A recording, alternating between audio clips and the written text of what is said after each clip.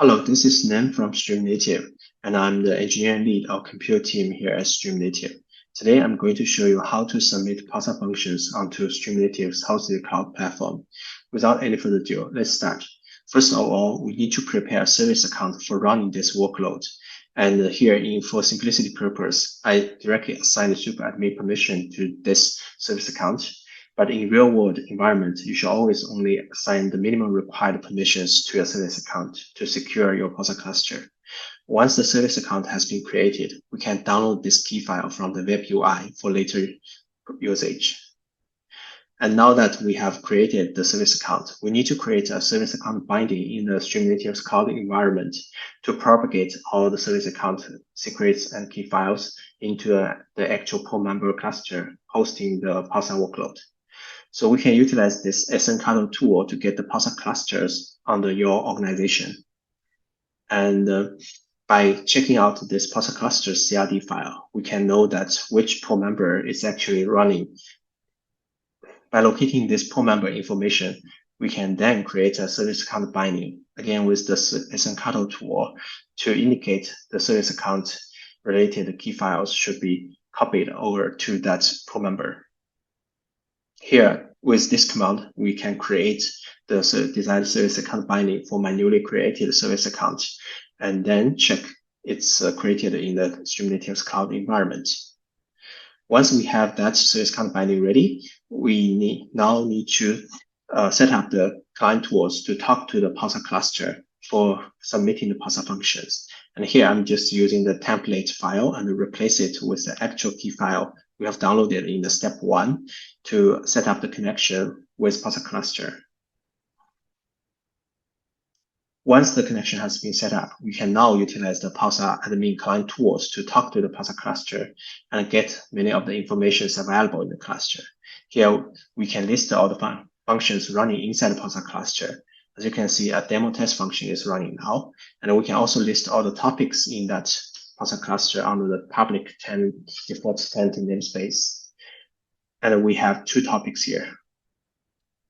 So once we have this set up, now we are ready to submit Pulsar functions. And the submission is actually pretty straightforward and very exactly the same to how you submit the Pulsar functions to open source Pulsar cluster or to your own Pulsar clusters. You just need to use the functions create command provided by the Pulsar admin and then provide the necessary arguments like jar file, class name, import output topics, and then function names and other necessary arguments based on your own customer need. And then once it's created successfully, we can use a list command to see the currently functions running inside this cluster. And we can see that this new training exclaim function has been there. We can even use the function stats command to check the status of this function and see some of the basic metrics.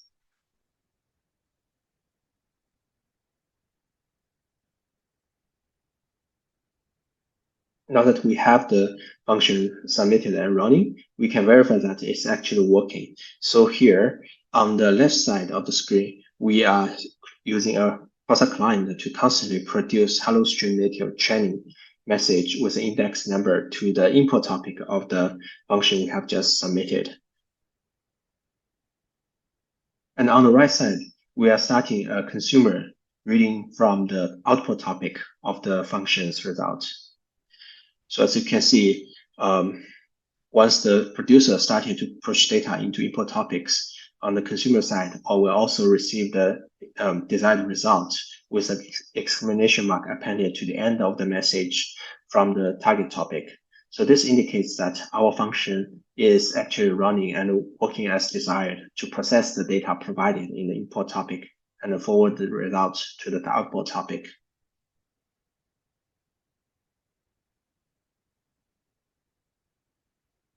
Once we verify that everything is fine, and we can use the functions delete command to directly delete the functions which we have just submitted. And with this deletion operation successfully completed, we can list the functions, see what are the functions running in the cluster right now. As you can see, we only have this demo test functions. So with the function being killed, the target topic won't be having any new result. And here, I also want to show you alpha version UI we have developed for easier interaction with the Pulsar cluster. So here is a list of Pulsar functions submitted in your Pulsar cluster. As you can see, it has some columns for the function name and the input and output topics and some very basic essential metrics and also its status. By clicking on the name of the function, we can actually enter into a detailed page for this exact function. It includes like how many instances are running and what are the topics it's talking with, and also how many messages are being processed. And in addition, we can, in the overview section, we can see some of the basic settings for this function, like the processing guarantees is at least once, and the subscription position is like latest, and all the other functions regarding the schemas and tenant namespace. And we can also check what's going on with the function part by clicking on the logs tab, and it will show you all the logs from the Kubernetes pod running the function, and you'll see all the like initialization and processing informations there. And we can also check the exceptions if there's any running generated by the user code here. And also the messages have been updated as the function keeps producing processing data. Of course, there's no exceptions since our function is running happily in the StreamNative Cloud environment. And yeah, that's all for today. And I hope this gave you an overview of how Pulsar functions can be submitted to StreamNative's Cloud environment and how we can interact with that with the UI with the client tools. And thank you for watching this video.